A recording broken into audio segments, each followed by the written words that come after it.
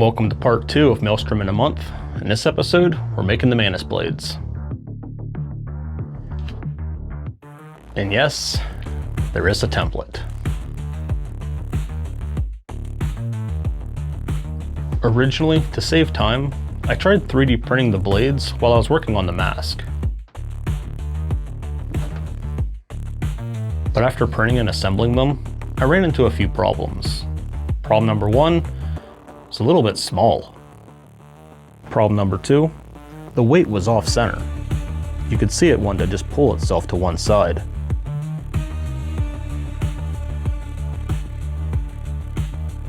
And problem number 3, because this was so rigid, I ran the risk of this getting ripped off if I was to bump into somebody in a convention.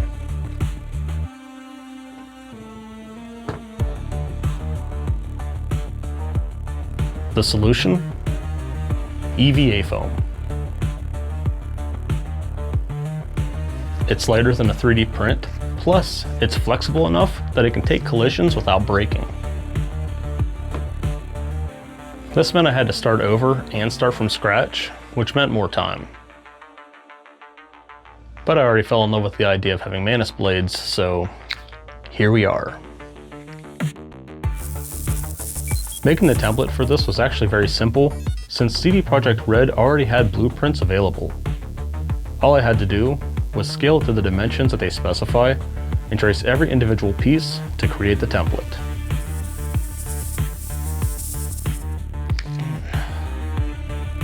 This template's free and available on my website, links in the description.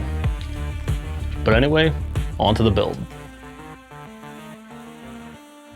Not all printers are created equal, so you might have to trim the border on your paper, like I'm doing here. But after that it's all good, I was able to tape my pages together and start cutting out my pieces. One thing I like to note when it comes to my templates, since I get asked about this all the time, is how to get it to print this big in the first place. I noticed that printing from your browser doesn't give you the option to print the template at full size. So far, the only way I've been able to find that works is by opening the file into Adobe Acrobat itself and printing it from there. There, you'll find the setting to print it as a poster. This will print the image at its natural size, across several pages. One more thing to note, I did make this to scale for me. So if you're substantially shorter or taller, it might be worth scaling the image up or down in your print settings. I don't have any natural way to figure out the size that's good for you. It all comes down to preference. So before you transfer everything to foam, lay your paper pieces out first and see what feels right for you. If it's too big, try scaling it down some and printing again. At the end of the day, it's only 3 pieces of paper, so it's not a huge waste. Now let's talk about this template. You'll notice that I have numbers on each piece. This is how many times you'll have to transfer that piece to EVA foam. Keep in mind that these numbers in the template are for a single Mantis blade. So if you're making 2 like I am here, 1 for each arm, then you'll have to double this. Also, I do highly recommend having some references when building this. I use this 3D model on Sketchfab because it allows me to rotate the model in every direction to see every detail that I'm working on.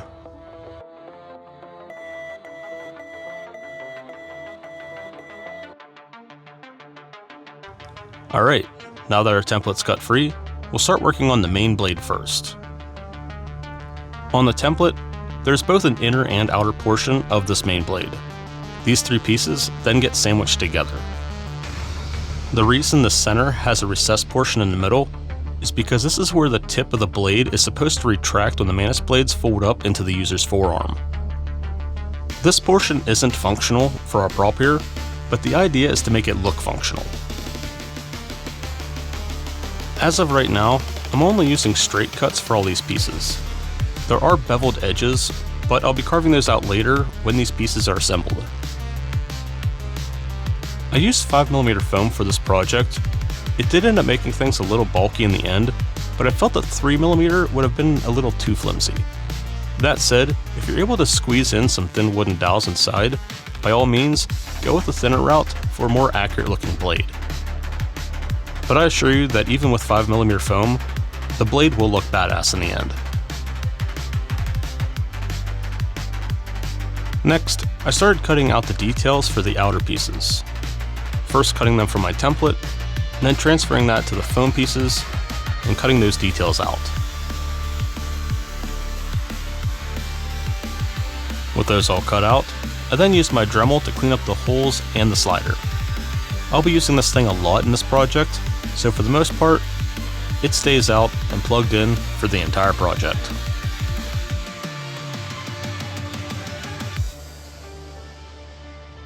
Next, I started cutting out more details from the template to transfer to foam. Starting with the bevel on the back half of the main blade, I just cut that portion off the template, laid it down, and traced the new edge with my pen.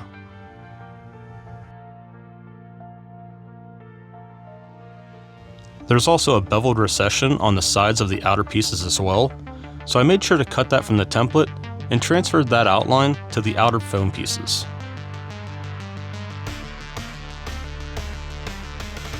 These two details will be easier to cut when everything's glued together, so we're doing that now, with some good old contact cement. The centerpiece will obviously need glued on both sides, so as you can see here, I have to do this in 2 passes, so I wouldn't get glue all over the table.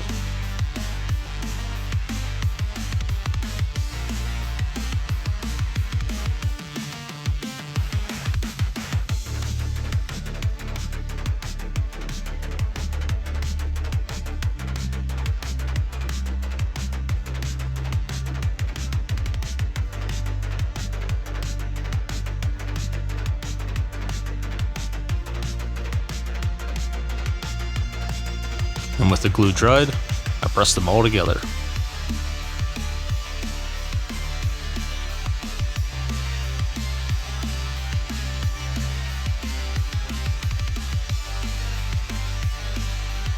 Next, we carved out the backside bevel. What I did here was I lined my blade up so that it would stretch out along from the outline that I made all the way to the edge of the foam, where it meets the inner piece of foam. If I can keep my blade in those 2 points, my cut should be fairly clean and consistent. Keep in mind to keep your blade sharpened and oiled for this process. Foam loves to grab onto metal, especially when doing deep cuts like this. Keeping the blade oiled keeps it lubricated, preventing the foam from grabbing your blade, allowing you to have a smooth, clean cut.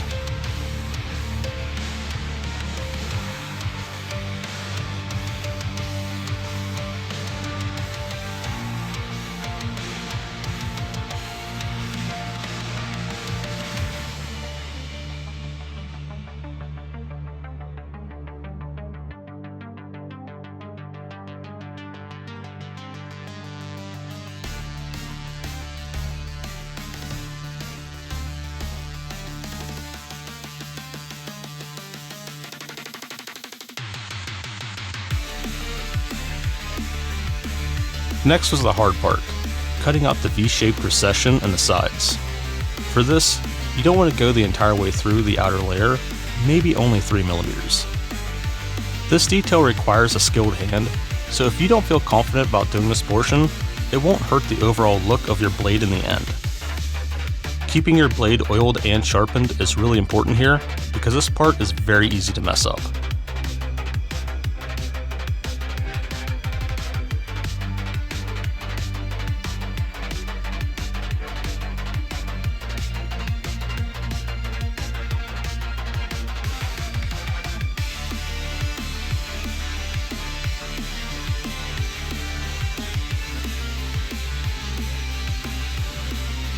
That said, cleaning this up after with my Dremel helped hide most of my imperfections, by smoothing out any inconsistencies in my cut.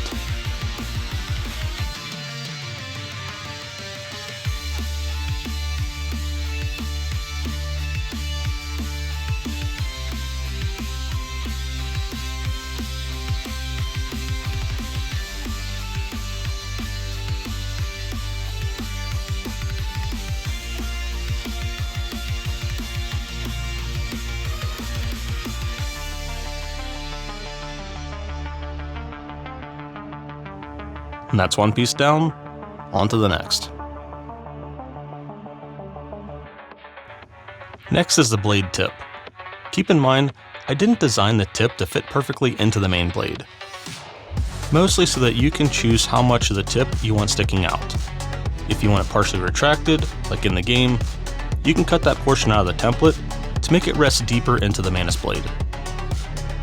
For me, I wanted it out the whole way, so I just cut out a small divot from the centerpiece at the end of the main blade. I believed I used a single piece of 10mm foam for this, and once I had it cut out, just like with the other main pieces, I cut out all the details from the template and transferred that to the blade. These details will dictate my angle cuts.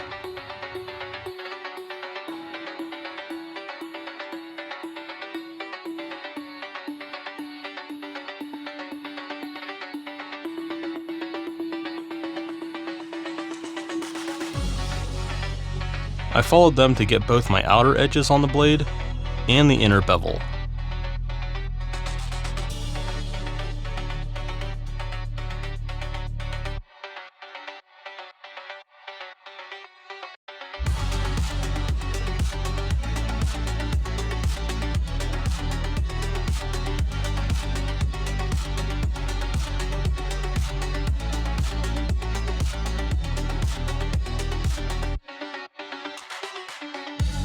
I then cleaned everything up with my Dremel, and then started fine-tuning the mating surface between the main blade and the blade tip. Again, this part is up to you, but I do recommend carving something out of the main blade just to give the blade tip something extra to grab.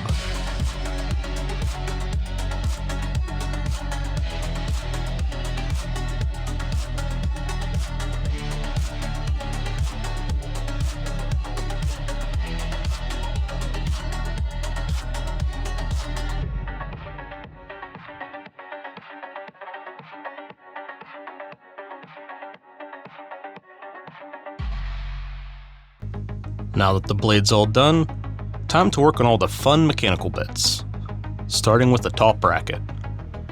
This part holds the blade and acts as a pivot with its joint at the end. This is the same process as before. One thing to keep in mind, however, that while the template says you only need 2 pieces, one for each side, if you want to pull off the details in this, you will need to double this up to carve those details out, which is why you see me cutting out 8 pieces rather than 4. Going this extra step will require some creativity on your part, as this piece kinda bulges out after the hinge at the end and does some strange bends towards the front. I didn't include cutout lines for this, just because I didn't want to overcomplicate it for those who wanted to go a simpler route, nor did I want to create any kind of restricting rules for those who might have a different or better idea on how to approach this on this piece. You'll get a better idea of how I did this in some close-up shots.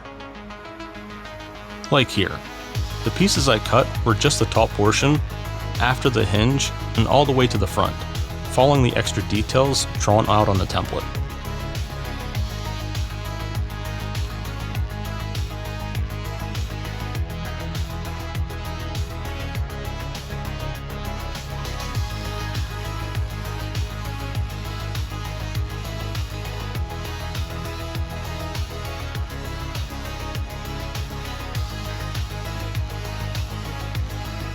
With everything glued together, I worked on cleanup. I used my utility knife to clean up the bevel on the hinge and where it dips down in the front, and smooth it all out with my Dremel.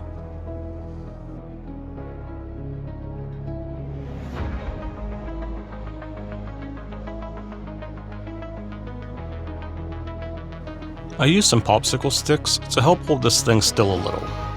While I think the 5mm foam would probably hold it okay, the popsicle sticks would for sure keep it from bowing. I carved out a thin recession to fit this in, starting at the center of the hinge and up to the rail. Then I glued them all inside.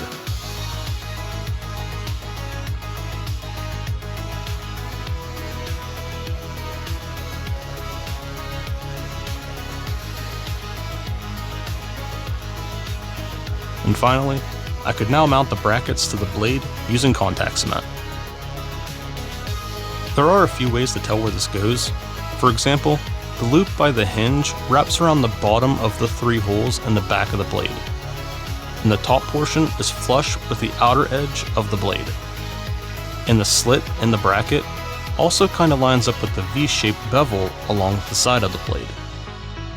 Make sure to give it a dry run before gluing it in, and you'll see what I mean.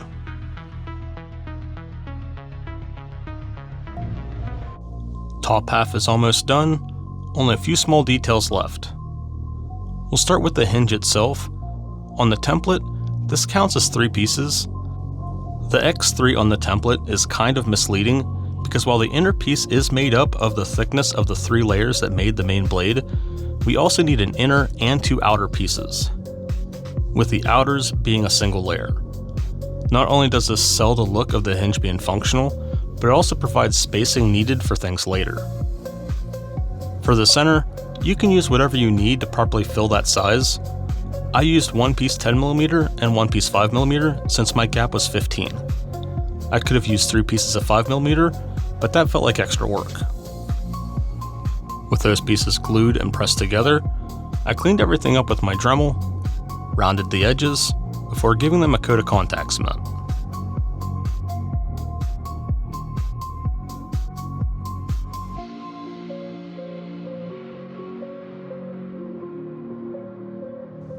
And with that dry, in it went.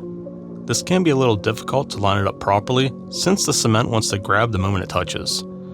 So I added a tiny bit to get it wet again and slid it in place, doing my best to get it as centered as possible. I also glued on the outer circles as well.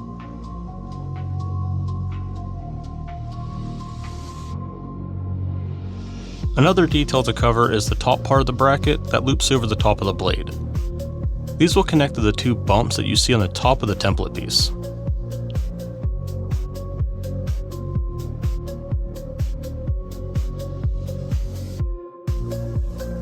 These are just tiny strips of foam that I cut to the correct width and length and glued them on.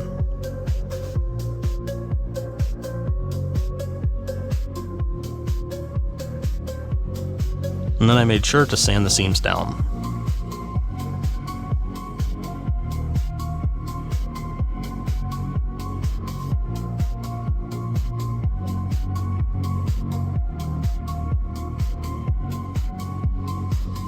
And with that, the top half is finally done. On to the bottom half.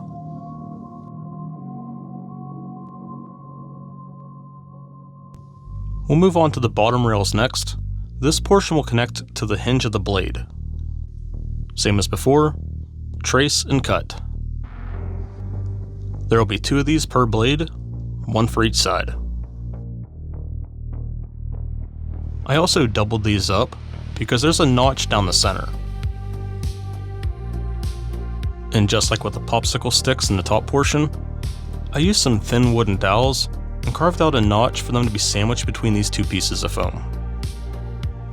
It was probably overboard to have 2 dowels in each rail, but I knew this portion was going to be carrying a lot of weight, and this would help keep everything from bending.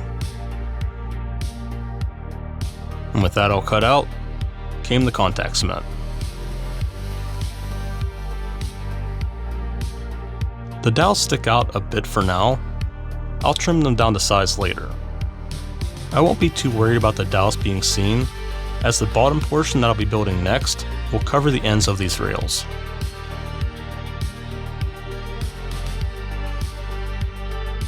And for one final detail, I used another layer of foam, this time 3mm, for the decorative parts. This will just be on the outer side.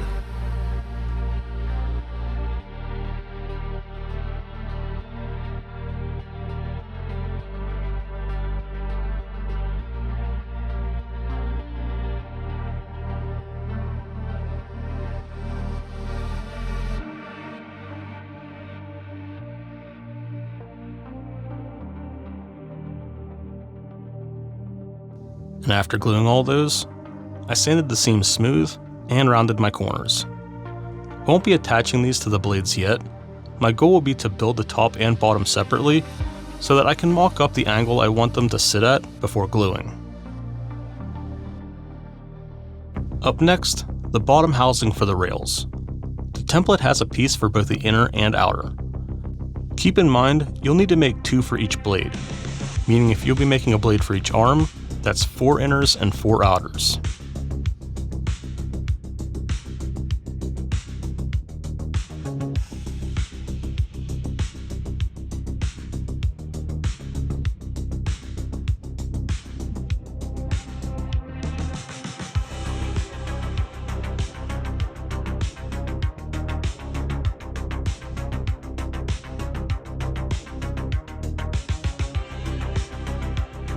If you notice in the in-game model, the outer side has a thick rounded portion starting around the halfway point.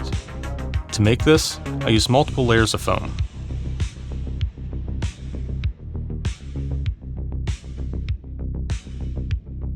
First things first, gotta sand those seams smooth. Then to get that bevel, I used my utility knife and started carving out that corner, keeping my blade sharp and oiled as always.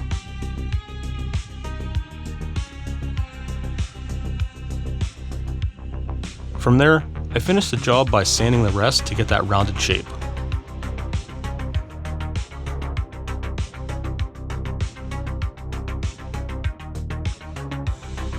The template doesn't include pieces that bridge the inner and outer plates, as this can vary depending on thickness of foam that you use for your rails. That said, this housing should fit snug around those rails, so you'll have to measure yourself how thin that is. Also, don't forget to check your reference material to see what parts bridge. This is where a 3D model comes in handy.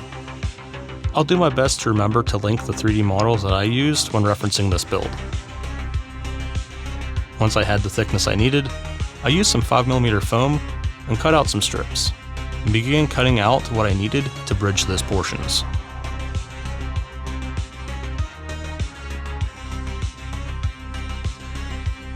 And then glue them all together.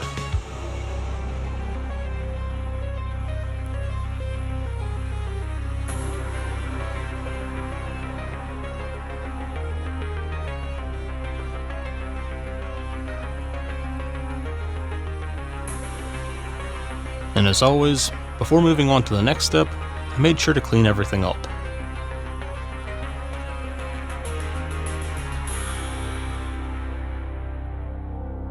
To glue these to the rails, I made sure to do this wet so that the rails can slide into the housing without getting caught. I gave both the inside of the housing a layer of contact cement, as well as the rails themselves.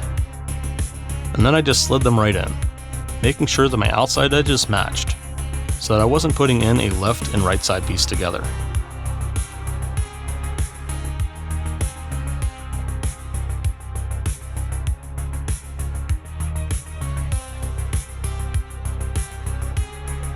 And there we have it, 4 fully constructed rails for the lower portion.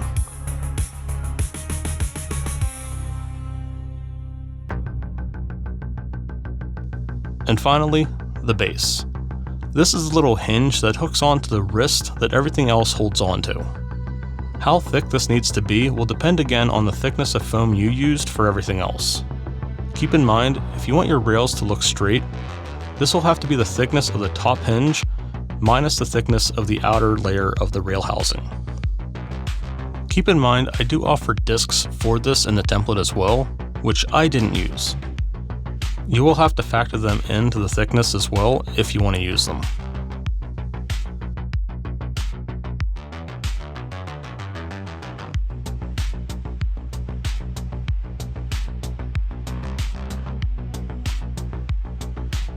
But anyway, after sanding these 2 pieces smooth, I needed to glue them together. But I felt like they needed something for support to make sure they did stick together.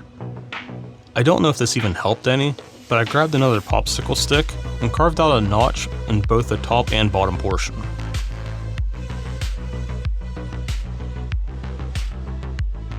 And from there came the contact cement, making sure to get the inside of the notch as well for the popsicle stick.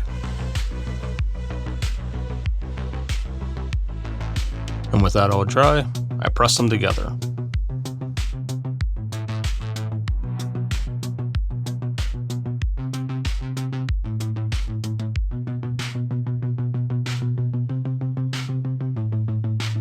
and you can also see the discs from this that I decided last minute not to use. Reason being, as you can see here, I just didn't like how thick it made everything at the base. So I took them off and carved down the bottom hinge just a little bit. Again, this all comes down to your personal preference and what all you used. But for me, I wanted the base to look like it could fit inside my arm, so I had to bring the rails just a little closer together. Like I had mentioned, the Arasaka templates that CD Projekt Red offers includes dimensions for these blades, including the thickness. And we can't really get that thickness with EVA foam without it being super flimsy. It's a creative decision that you yourself will have to make when using the template.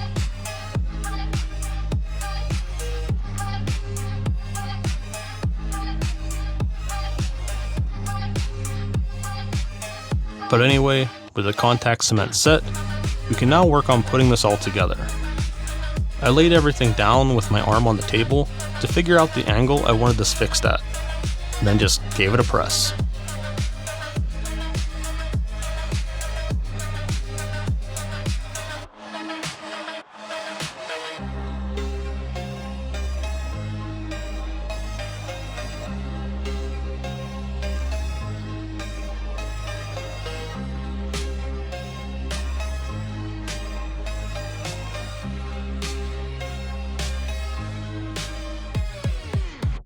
And to make sure the other hand was the same, I just lined them up side by side to match.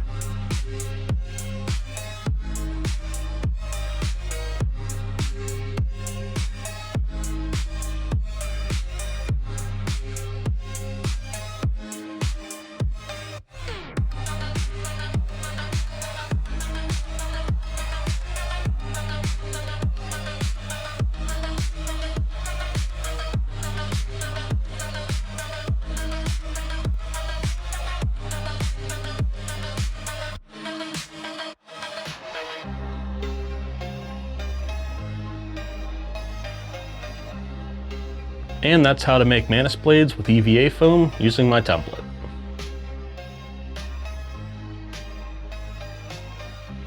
These went by pretty quick, taking only a night to make. But with Mantis Blades done, now we need to attach them to my arms. Which I guess I can't do here. So, if you want to see these attached to my arms, guess you'll have to stick around for the next episode. See you in the next one.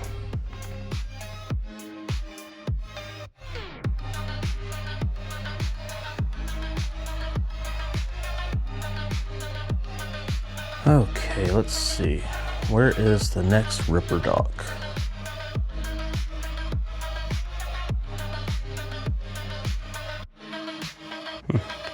Oh, that's not that far.